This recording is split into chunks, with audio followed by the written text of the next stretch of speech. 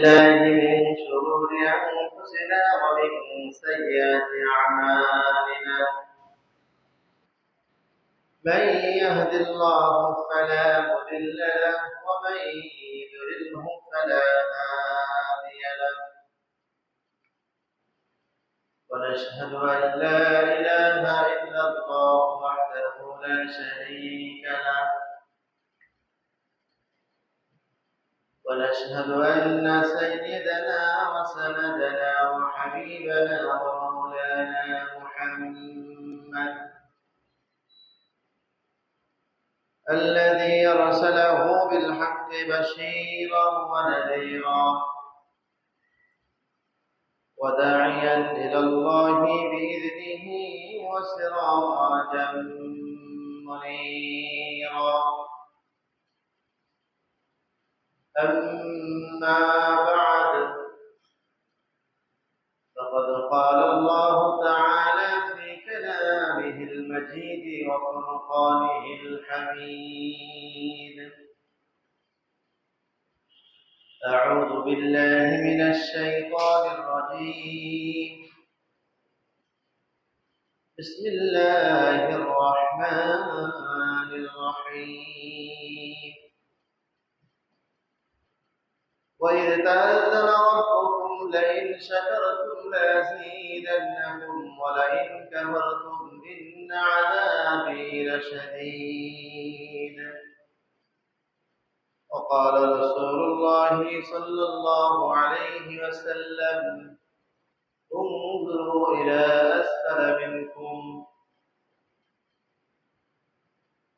وقال رسول الله صلى الله عليه وسلم: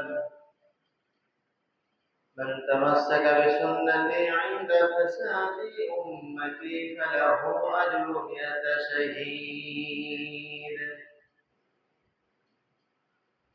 وقال تعالى: إن الله وملائكته يصلون على النبي يا أيها الذين آمنوا صلوا عليه وسلموا تسليما. اللهم صل على محمد وعلى آل محمد كما صليت على إبراهيم وعلى آل إبراهيم إنك حميد مجيد. اللهم بارك على محمد وعلى آل محمد كما باركت على إبراهيم وعلى آل إبراهيم إنك حميد مجيد. بلغ العلا بكماله كشف الدجى بجماله حسنت جميع خصاله. صلوا عليه وآله. رہے میرے مسکن حوالی کعبہ بنے میرے مدفن دیار مدینہ. بلغ العلا بكماله كشف الدجى بجماله حسنت جميع خصاله. صلوا عليه وآله. الحمد لله. আল্লাহ তাআলার দরবারে অসংখ্য অগণিত শুকরিয়া যে মহান রব্বুল ইজ্জত ওয়াল জালাল পবিত্র মাহে শাওয়ালের শেষ প্রান্তে শেষ জুমায় পবিত্র জুমার দিন জুমার নামাজ পড়ার জন্য দুনিয়ার বহু ঝামেলা থেকে মুক্ত হয়ে দুনিয়ার সব পেরেশানি থেকে আলাদা হয়ে আল্লাহ তাআলার দরবারে শুকর আদায় হচ্ছে, যিনি আমাদেরকে সুস্থ সবল আকল মস্তিষ্ক ঠিক রেখেছেন, কথা বলার মতো যোগ্যতা, কথা শুনবার মতো কুওয়াত, পা হেঁটে চলার মতো তৌফিক আল্লাহ তাআলাই দিচ্ছেন। এজন্য সকলে মহান রব্বুল ইজ্জত ওয়াল জালালের দরবারে বলছি আলহামদুলিল্লাহ। গত জুমা থেকে আজ জুমা পর্যন্ত লম্বা হায়াত পেয়েছি। এক সপ্তাহের মধ্যে বহু মানুষের ইন্তেকাল হয়েছে। বহু মানুষ বিভিন্ন রোগে আক্রান্ত হয়ে বিভিন্ন ব্যাধি নিয়ে হাসপাতালের বেডে, বাসার বেডে, রাস্তার মধ্যেও অনেকে পড়ে আছে। আল্লাহ তাআলা আমাদেরকে এই মুহূর্তে তাদের থেকে পৃথক রেখেছেন, সুস্থতা দান করেছেন। এটা অনেক বড় নিয়ামত। এই জন্য রব্বুল ইজ্জতের দরবারে শুকরিয়া আদায় করি আলহামদুলিল্লাহ। দরুদ ও সালাম পেশ করছি মানবতার দেশারি সাইয়্যিদুল কাওনাইন, আমার আপনার সকলের প্রাণ প্রিয় মানুষ, আল্লাহ তাআলার প্যারে দোস্ত, সমস্ত নবীদের নবী রাসূল আকরাম সাল্লাল্লাহু আলাইহি ওয়াসাল্লামের দরবারে সম্মানিত উপস্থিতি, পবিত্র মাহে শাওয়ালের শেষ প্রান্ত 28 তারিখ এবং সর্বশেষ জুমা। এ মাসকে আল্লাহ তাআলা হজের জন্য নির্ধারণ করেছেন। শাওয়াল, জিলকদ, জিলহজ, হজের সফর শুরু হয়ে গেছে। গত রাত থেকে হজের ফ্লাইট রওনা হয়েছে মদিনাতুল মুনাওয়ারা, মক্কাতুল মুকাররমার উদ্দেশ্যে। যারা যাচ্ছে, যারা যাবে, আল্লাহ তাআলা সকলের আসা যাওয়ার পথকে সহজ করে দিক, বলেন আমিন। বহু দূর দূরান্তর পথ, এর থেকে মানুষ অনেক দূর সফর করে। তো তাদের সফরের একটা উদ্দেশ্য আছে, কিছু অর্থ কামানো। বেশি টাকাওয়ালা সম্পদশালী হলে তাদের উদ্দেশ্য হয় ভ্রমণ, আরাম করতে যায়, সময় কাটাতে যায়। মক্কা মদিনার সফর যারা যাচ্ছে, হজ করে যখন ঘরে ফিরবে, আল্লাহ তাআলা তাদের জীবনের সব গুনাহ খাতা মাফ করে দিয়ে মাসুম বাচ্চার মতো করে দেবে। এই লম্বা এক সফর, এই সফরের জন্য সম্পদশালী, টাকাওয়ালা, মালদার জরুরি না। জরুরি হলো মালিকের দরবারে কবুল হওয়া। মালিক যদি কবুল করে তো সহজে যাওয়া যাবে, আর মালিক যদি কবুল না করে, লক্ষ লক্ষ মিলিয়ন ডলার, অগণিত সম্পদের মালিক, সীমাহীন বাড়ি গাড়ি রয়েছে, যেতে পারবে না। একমাত্র যারা মালিকের কাছে মকবুল হয়েছে, কবুল হয়েছে, তারাই যাবে। এই জন্য দোয়া করা, মালিক আমাকে আপনি জীবনে একবার হলেও খানায় কাবা সচক্ষে দেখা,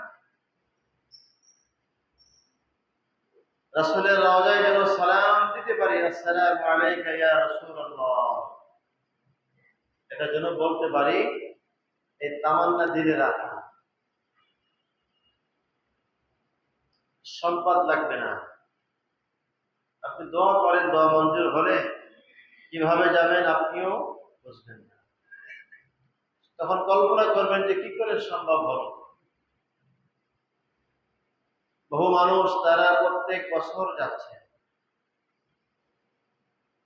আমাদের পিটিআই মসজিদের ইমাম সাহেব হাফেজ মাকসুদ সাহেব, ওনার সঙ্গে কয়েকবার কথা হয়েছে, একসঙ্গে খানাও খেয়েছে। তো উনি 42 থেকে 45 বার হজ করেছেন। তো আল্লাহ তাআলা কবুল করলে সম্পদ লাগে না, মাল লাগে না, শুধু মালিক যদি কবুল করে নেয়, আপনি আমি বুঝবো না কিভাবে যাচ্ছে, কিভাবে সম্ভব হচ্ছে। এই জন্য কান্নাকাটি করে দোয়া করা। আল্লাহ তাআলা আমাদের সবাইকে তৌফিক দান করেন, সকলকে যেন একবার হলেও জীবনে খানায় কাবা যেন আমরা দেখতে পারি, এই আশা দিলে রাখি ইনশাআল্লাহ। আল্লাহ তাআলা কবুল করবেন। তো মাহে শাওয়ালের শেষ প্রান্ত যেহেতু, এরপরে জিলকদ শুরু হবে। জিলকদের কিছু বৈশিষ্ট্য আলাদা আলোচনা আগামী সপ্তাহে করা হবে। আজকে সূরা ইব্রাহিমের একটা আয়াত তেলাওয়াত করেছি, আমাদের সকলের জেহেনে কম বেশি এ কথা জানা আছে। এ সম্পর্কে কিছু কথা মুখতাসার ভাবে বলা হবে, যেহেতু সময়ের স্বল্পতা।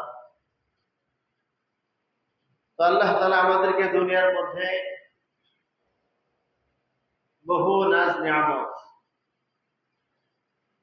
দিয়েছেন। যে নিয়ামত আমরা অনেকে বুঝি, যে নিয়ামত বলতে আমরা অনেকে বুঝি টাকা পয়সা, বাড়ি গাড়ি, এগুলো এক প্রকার নিয়ামত। সবচেয়ে বড় নিয়ামত হলো মানুষের সুস্থতা। লক্ষ লক্ষ টাকার মালিক, আপনি অসুস্থ, কি হবে টাকা? অসংখ্য আপনার বাড়ি রয়েছে, গাড়ি রয়েছে, আপনি অসুস্থ বিছানায় শোয়া, কি হবে টাকা পয়সা? কি হবে বাড়ি গাড়ি? এই জন্য সুস্থতা হলো বড় নিয়ামত। এই জন্য দোয়া করে, মালিক আমাকে আপনি সুস্থতা রাখেন। অসুস্থ হলে আরেকজনের উপরে নির্ভরশীল হতে হয়। অনেক সময় বাপের সম্মান না থাকলে, টাকা পয়সা না থাকলে ছেলেরাও দেখে না। অনেক সময় ব্যতিক্রম হয়। আজীব কথা, আমাদের এলাকায় বেচারার 6 সন্তান, 6 সন্তানের সব সন্তানের বিল্ডিং রয়েছে, কিন্তু বাপকে রাখছে ছোট্ট এক ঘরে, উঠানের এক পাশে। বৃষ্টি হলে পানি পড়ে, রোদ হলে রোদ লাগে, বিল্ডিং এ আশ্রয় হচ্ছে না।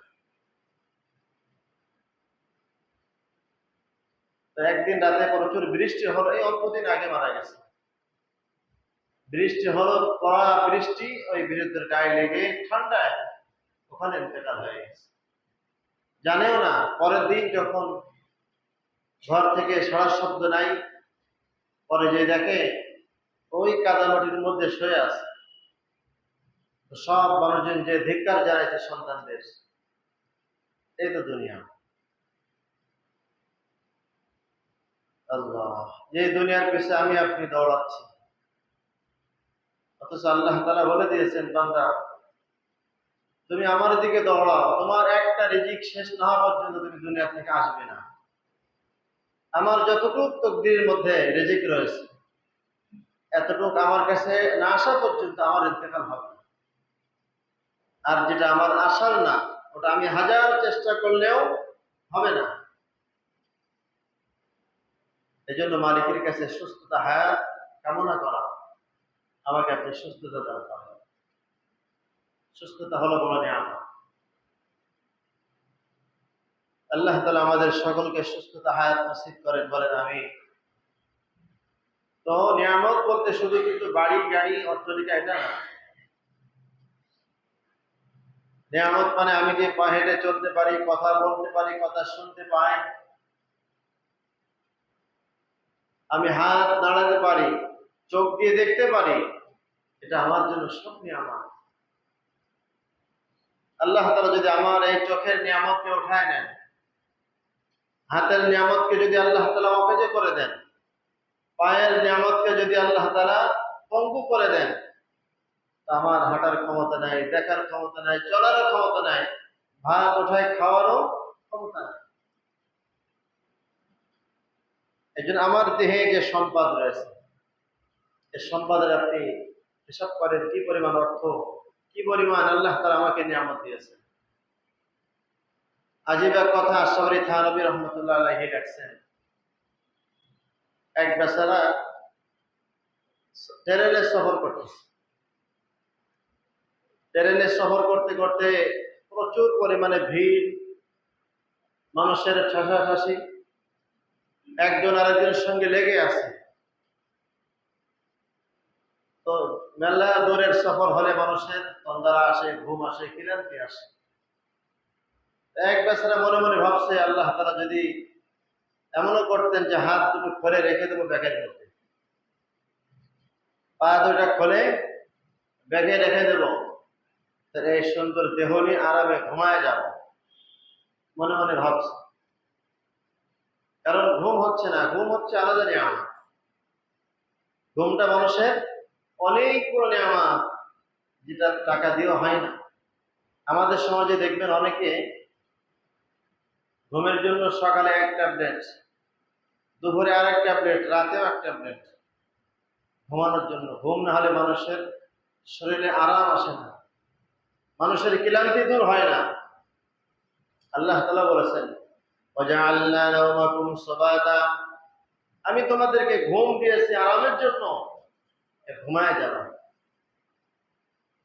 তো বেচারা ট্রেনের মধ্যে আফসোস করতেছে, যদি হাত খুলে রেখে ব্যাগে রেখে ঘুমাতে পারতাম, পা দুটো খুলে ব্যাগে রেখে ঘুমাইতে পারতাম, তো আরামে ঘুমাই যেতাম। হঠাৎ বেচারা ঘুমাই এসে গেছে, ঘুমের মধ্যে স্বপ্ন দেখে তার ব্যাগটা চুরি হয়ে গেছে। সে আজীব হয়ে গেছে, হায় হায়, হাত চলে গেল, পা চলে গেল, হাঁটবো কি করে, এখন চলবো কিভাবে। হঠাৎ ঘুম ভেঙে দেখে যে না, ঠিক আছে। তখন বলতেছে, মালিক তোমার সব ঠিক আছে, তুমি যে খোলার তৌফিক দিলে, খোলার জন্য যদি ব্যবস্থা দিতে,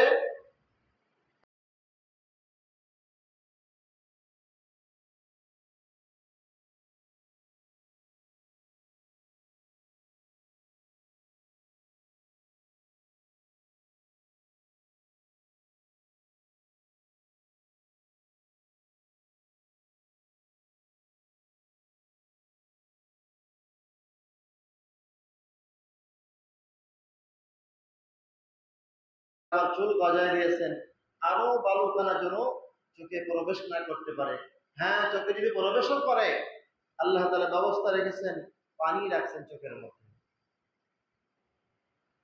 চোখের মধ্যে পানি এসে ওই ময়লাকে কেতর বানিয়ে এক কোণে রেখে দেয়, বান্দা তখন সেখান থেকে বের করতে পারে। এগুলো সব নিয়ামত। এই জন্য বান্দা আল্লাহ তাআলার নিয়ামত শেষ করা যায় না। তাই আল্লাহ তাআলা বলেন, وَإِذْ تَأَذَّنَ رَبُّكُمْ لَئِنْ شَكَرْتُمْ لَأَزِيدَنَّكُمْ وَلَئِنْ كَفَرْتُمْ إِنَّ عَذَابِي لَشَدِيدٌ। বান্দা যদি আমার নিয়ামত প্রাপ্ত হয়ে নিয়ামতের শুকরিয়া করো, আমি নিয়ামত বাড়িয়ে দেব। আর যদি নাশুকরিয়া করো, নিয়ামতের শুকরিয়া আদায় না করো, এই নিয়ামতকে ছিনাই নেব, এবং শুধু ছিনাই নেব তা না, কঠিন থেকে আযাবের মধ্যে গ্রেফতার করব। নিয়ামতের শুকরিয়া আদায় করলে কি হয় আর নাশুকর করলে কি হয়, আপনাদের যেখানে থাকতে পারে, এরপরও তাকরার করি সহজের জন্য, আমলের জন্য। পয়গম্বর মুসা আলাইহিস সালামের জামানায় আজীব ঘটনা ঘটেছে। মুসা আলাইহিস সালাম তুর পাহাড়ে আল্লাহ তাআলার সঙ্গে কথা বলতেন। তুর পাহাড় সম্পর্কে আল্লাহ তাআলা কোরআনের মধ্যে বলেছে, তুর ওয়া কিতাবিন মাসতুর, তুর পর্বতের কসম, যে পাহাড়ে আমাদের পয়গম্বর আলাইহিস সালাম মিরাজের রাতে 2 রাকাত নামাজ পড়েছেন। এত বরকতময় পাহাড়, সেখানে বরাক থেমে গেছে, রাসূলের সফর সঙ্গে থেমে সেখানে নামাজ পড়েছেন 2 রাকাত। পয়গম্বর মুসা আলাইহিস সালাম তুর পাহাড়ে যাচ্ছেন আল্লাহ তাআলার সঙ্গে কথা বলার জন্য, দিদার করার জন্য তুর পাহাড়ে যেতেন সব সময়। যখনই প্রয়োজন হতো আল্লাহ তাআলা ডাকতেন, মুসা তুর পাহাড়ে এসে যাও, তোমার সঙ্গে কথা হবে, তোমার সব আবদার সব দাবি তুমি আমাকে তুর পাহাড়ে বসে জানাবে। মুসা আলাইহিস সালাম রওনা হয়েছেন তুর পাহাড়ে যাওয়ার জন্য। যাইতে যাতে একজন ব্যক্তির সঙ্গে দেখা হয়ে গেছে, যে অঢেল সম্পদের মালিক, অনেক অর্থের মালিক, টাকা পয়সার মালিক। পয়গম্বরকে দেখে সালাম দিলেন, আসসালামু আলাইকুম ইয়া রাসূলুল্লাহ, ইয়া পয়গম্বর আপনি কোথায় যাবেন? মুসা আলাইহিস সালাম বলেন, আমি তুর পাহাড়ে যাব। বলে, আপনি যখন আপনার আল্লাহর সঙ্গে কথা হয়ে যাবে, আমার কথা একটু বলবেন যে আমাকে আল্লাহ তাআলা এত সম্পদ দিয়েছেন, সম্পদ একটু কমায় নেয় কিনা? একটু সম্পদ কমে গেলে ভালো হয়, হিসাব আমার জন্য সহজ হয়। আমরা তো সম্পদ বাড়াইতে চাই, সম্পদ দিন বা দিন আমাদের তামান্না হলো বেড়ে যাক। একজন বৃদ্ধ মানুষ বিল্ডিং ওঠায়, 70, 80, 90 বছর হয়ে গেছে, 3 তলা পর্যন্ত হয়ে গেল, এরপর রড বাড়ায় রাখে, রং করে রাখে, আরো সামনে আগাবো। মানে দুনিয়ার হাত শেষ হয় না। আল্লাহ বলেন দুনিয়ার হাত শেষ হবে না। আল্লাহ যখন কবরের মাটি তোমার গালে ঢুকবে, তখন তোমার হাত, তোমার তামান্না শেষ হয়ে যাবে। তো বেচারা মুসা আলাইহিস সালামকে বলেন, পয়গম্বর আপনি যখন আল্লাহ তাআলার সঙ্গে কথা বলবেন, আপনার কথা বলা শেষ হয়ে গেলে আমার কথা বলবেন যে আল্লাহ তাআলা আমাকে এত সম্পদ দিছে, এই সম্পদ একটু কমাই নেয় কিনা? সম্পদ কম হলে আমার ভালো হয়, আমাদের সম্পদ বেশি হলে ভালো হয়। মুসা আলাইহিস সালাম বলেন, ঠিক আছে। আবার পথ চলতেছে, রওনা হচ্ছে। যাইতে যাতে একজন অসহায় দুর্বল মানুষ, মহিলা, পাহাড়ের উপরে থাকে, ঘর নাই, বাড়ি নাই, পেরেশানি হালাত।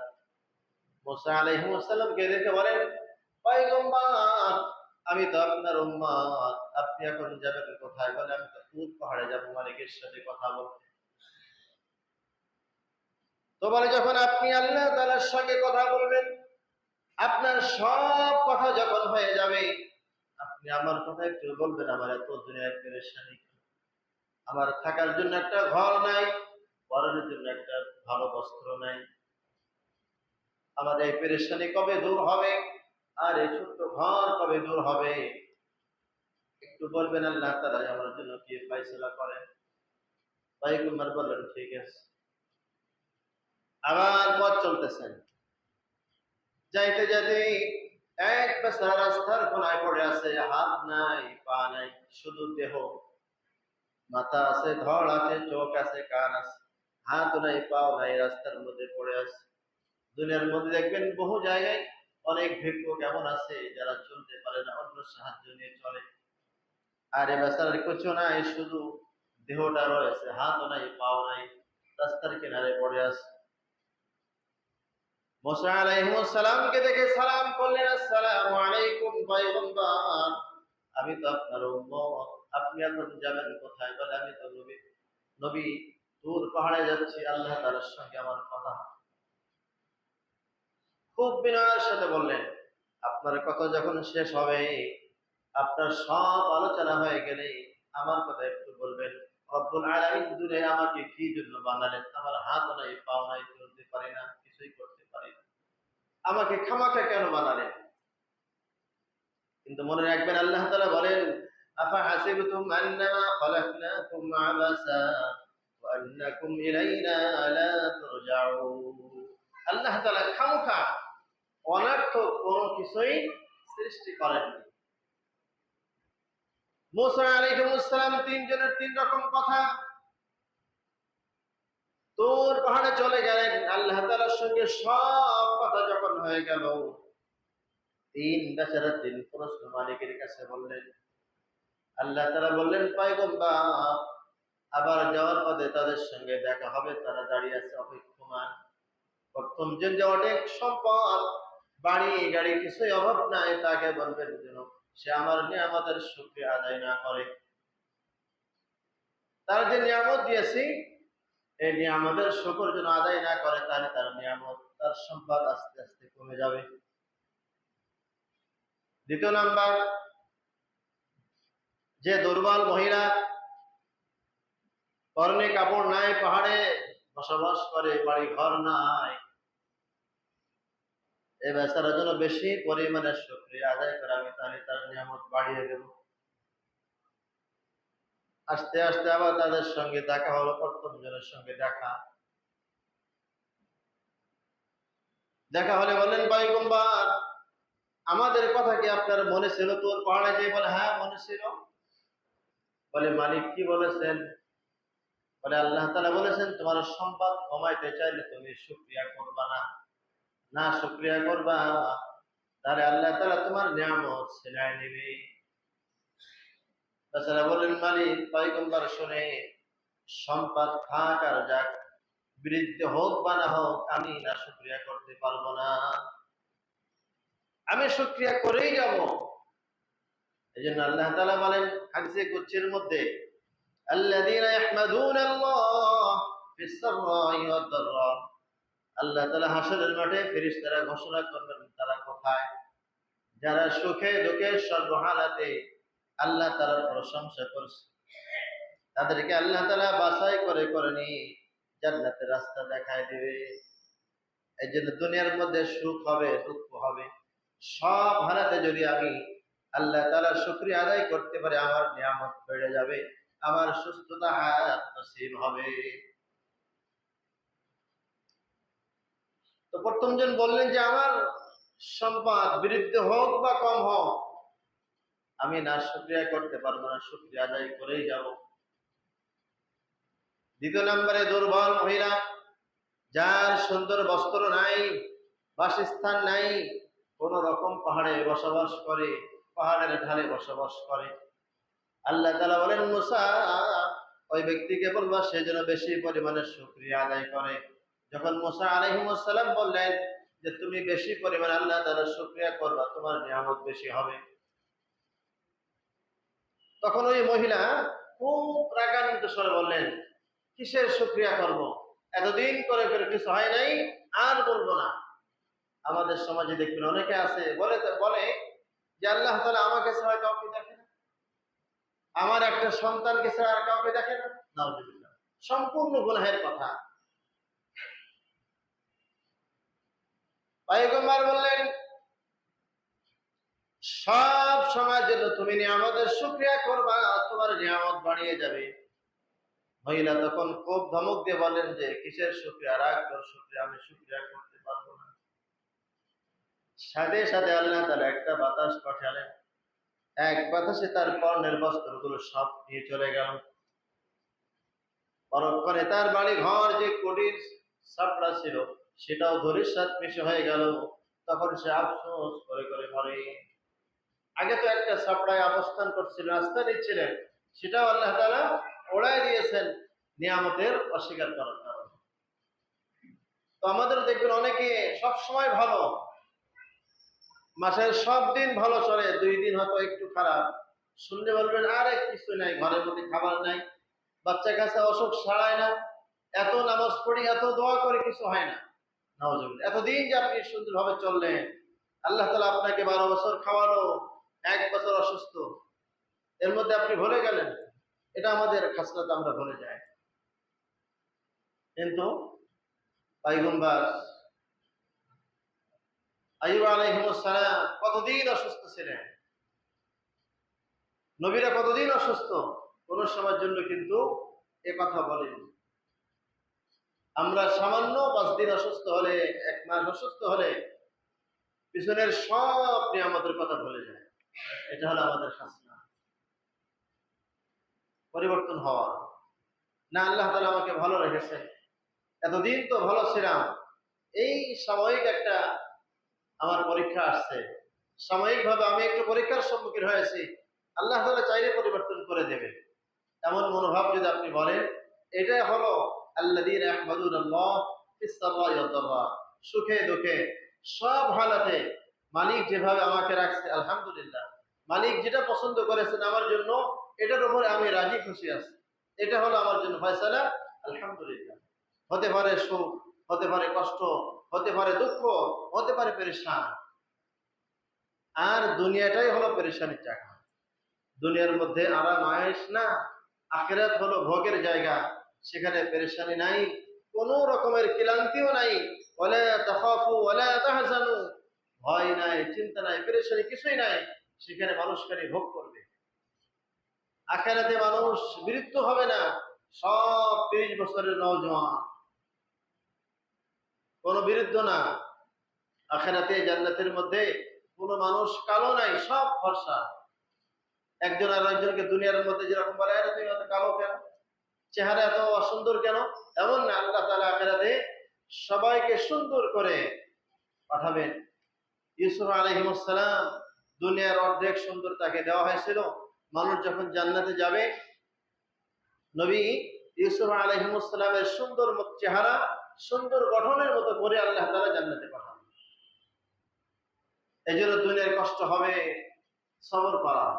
মালিক এই হালাতটা আমার জন্য পছন্দ করেছেন, আলহামদুলিল্লাহ। 3 নাম্বার আরেক ব্যক্তি ছিল, রাস্তার কিনারায় পড়ে আছে, হাত নাই পা নাই, কোনো মতে রাস্তায় গড়াগড়ি দিয়ে চলে। তো পয়গম্বর আলাইহিস সালাম যখন তার কাছে আসছে, সালাম দিয়ে বললেন, আপনি কি আমার কথা আল্লাহ তাআলাকে বলেছেন? বলে হ্যাঁ। বলে আল্লাহ কি বলেছেন? বলে শোনো, আল্লাহ তাআলা তোমার জন্য সুন্দর একটা কথা বলেছেন। কি কথা? বলে যে আল্লাহ তাআলা আমাকে কি জন্য বানিয়েছেন, হাত নাই পা নাই? তো আল্লাহ তাআলা তোমার উত্তরে বলেছেন যে আল্লাহ তাআলা জাহান্নামের মধ্যে অনেক ছিদ্র আছে, অনেক ছিদ্র আছে, একটা ছিদ্র তোমাকে দিয়ে বন্ধ করবে। এই কথা শোনার সঙ্গে সঙ্গে বলছে আলহামদুলিল্লাহ। মুসা আলাইহিস সালাম আজীব হয়ে গেলেন, এত বড় পেরেশানির কথা শোনালাম যে তোমাকে দিয়ে জাহান্নামের একটা ছিদ্র বন্ধ করা হবে, আর তুমি শুকরিয়া করলে। তখন ওই বাচ্চারা বলেন, পয়গম্বর, আল্লাহ তাআলা দুনিয়ার মধ্যে যা বানিয়েছেন, সূর্য, চন্দ্র, গ্রহ, নক্ষত্র, সব মানুষের খাদেম, মানুষের মাখলুক। আল্লাহ তাআলা বিশাল আসমান বানিয়েছেন, এটা মানুষের মাখলুক, মানুষের সেবা করে। কোথাও রোদ হয়, কোথাও বৃষ্টি হয়, কোথাও ছায়া হয়, এরা মানুষের সেবা করে। আর আল্লাহ তাআলা আমাকে বানিয়েছেন একমাত্র তার জন্য। তার মানে আল্লাহ তাআলা একটা সুন্দর জাহান্নাম, এই জাহান্নামের গর্ত বন্ধ করার জন্য আমাকে বানিয়েছেন। আলহামদুলিল্লাহ। আলহামদুলিল্লাহ যখনই বলছে, কিতাবের মধ্যে আসছে, সাথে সাথে আল্লাহ তাআলা সুস্থ সুন্দর মানুষ বানিয়েছেন। হাত হয়ে গেছে, পা হয়ে গেছে, এটা আল্লাহ তাআলার পক্ষে সহজ, এক মুহূর্ত সময় লাগে না। এই জন্য সম্মানিত হাজিরিন, যে অবস্থার উপরে আমি থাকবো, আপনি থাকবেন, আমরা শুকরিয়া আদায় করবো, করা যাবে না ইনশাআল্লাহ। যে হালাতটা হোক, হতে পারে পেরেশানি, হতে পারে আরাম, হতে পারে কষ্ট, এটা আল্লাহ তাআলা আমাকে এই ফয়সালাটা রাখছে, আমি আল্লাহ তাআলার উপরে রাজি আর খুশি হয়ে গেছি। বিনিময় কি হবে? আমাকে আপনাকে ফেরেশতারা হাশরের মাঠে এলান করে করে বাছাই করবে, আসো, তোমার পেরেশানি ছিল, তুমি আল্লাহ তাআলার উপরে রাজি ছিলে, তোমার খুব আরাম ছিল, এই অবস্থা তুমি আল্লাহ তাআলার উপরে রাজি ছিলে, আজকে তোমাকে আল্লাহ তাআলা সম্মানিত করেছেন। এমন সম্মানিত, এই সুন্দর রাস্তা দেখাইছেন, এই রাস্তা দিয়ে তুমি হেঁটে জান্নাতে চলে যাও। এই জন্য আল্লাহ তাআলা আমাদের সকলকে আল্লাহ তাআলা সব নিয়ামতের শুকরিয়া আদায় করার তৌফিক দান করে। আর যে হালতটা আমাদের হবে, এই হালতের উপরে আমরা আল্লাহ তাআলার উপরে রাজি আর খুশি থাকবো। আল্লাহ তাআলা আমাদের সবাইকে সব কথার উপরে, আমাকে সহ সবাইকে আমল করে তৌফিক দান করেন। যারা সুন্নাত পড়তে পারে না, সুন্নাত